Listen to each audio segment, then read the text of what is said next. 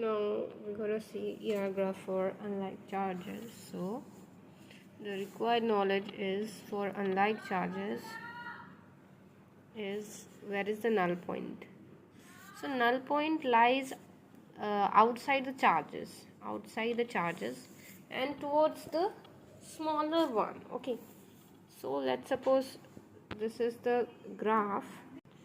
Suppose this is the graph. So this is plus q and this is minus q, and now we have to make E versus R graph. Suppose this is also E.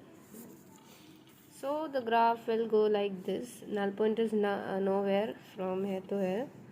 So you can also see like this. Here minus infinity, here plus infinity, here minus.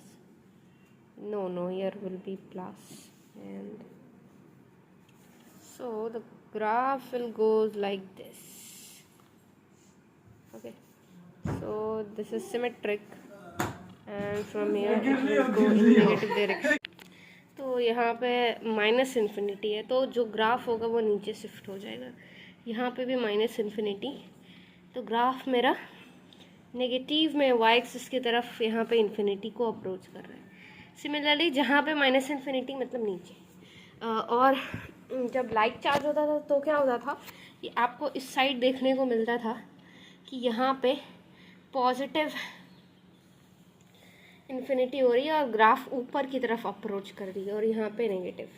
और यहाँ पे देखो अब ये symmetric है. Okay, अब यहाँ पे चार्ज सपोज मैंने लिया Q और यहाँ पे माइनस 16Q.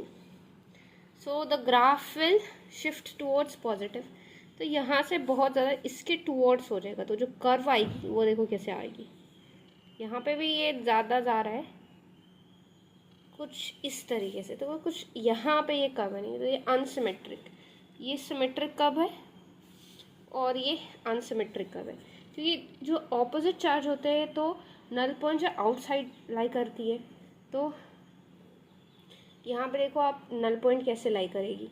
नल पॉइंट मेरी कुछ ऐसे ऐसे ऐसे आके यहाँ पे लाई करेगी, और फिर ये ऊपर जाएगी यहाँ पे, फिर ऐसे हो जाएगा, और यहाँ पे आपका ई मिनिमम यहाँ पे भी होगा. यहाँ पे ये पॉइंट क्या शो करता है आपका, ये शो करता है आपका ई मिनिमम कहाँ पे होगा, that is minima. And this point, what this point shows, it shows your null point. Okay, और लाइकवाइज इधर भी मेरे को ऐसा ही मिलेगा, और ये इधर मेरे को कभी नहीं आएगा. ओके, इधर नहीं आएगा कभी भी नल पॉइंट.